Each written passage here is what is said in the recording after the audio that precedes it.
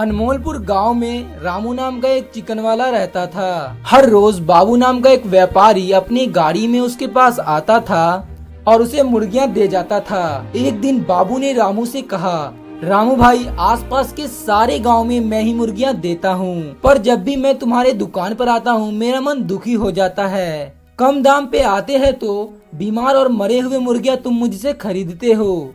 इस तरह चलता रहा तो गांव वाले बीमार पड़ जाएंगे।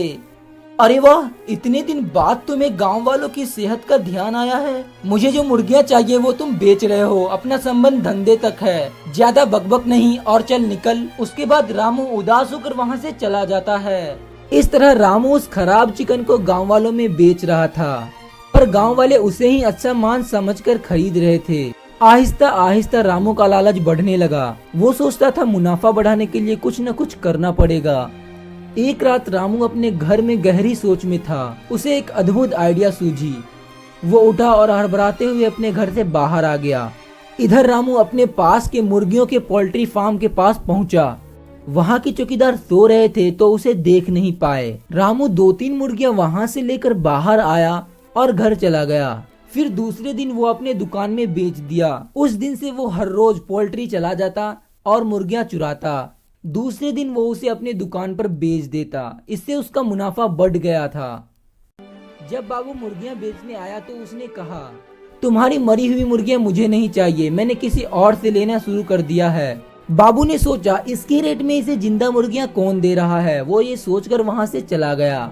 उस पोल्ट्री फार्म से हर रोज मुर्गियां गायब हो रही थी। इसकी जानकारी जब मालिक तक पहुंची, मालिक खुद वहां आकर रहने लगा, ये पता करने की आखिर वहां हो क्या रहा है। उसके साथ उसका बेटा भी चला आया।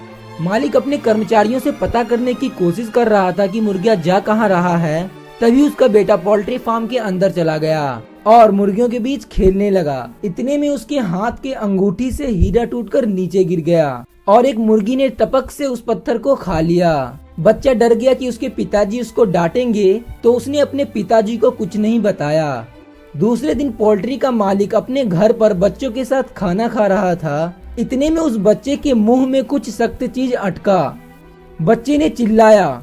उसके पिताजी ने पूछा, क्या हुआ बेटा? बच्चे ने मुंह में हाथ डालकर निकाला तो वो हीरा निकला। और उसके पिताजी पूछते हैं, क्यों रे, जिस हीरे को तुम्हारे अंगूठी में होना चाहिए था वो तुम्हारे मुंह में क्या कर रहा है? तब वो बच्चा डर गया और पूरी कहानी अपने पिताजी को बोल डाली।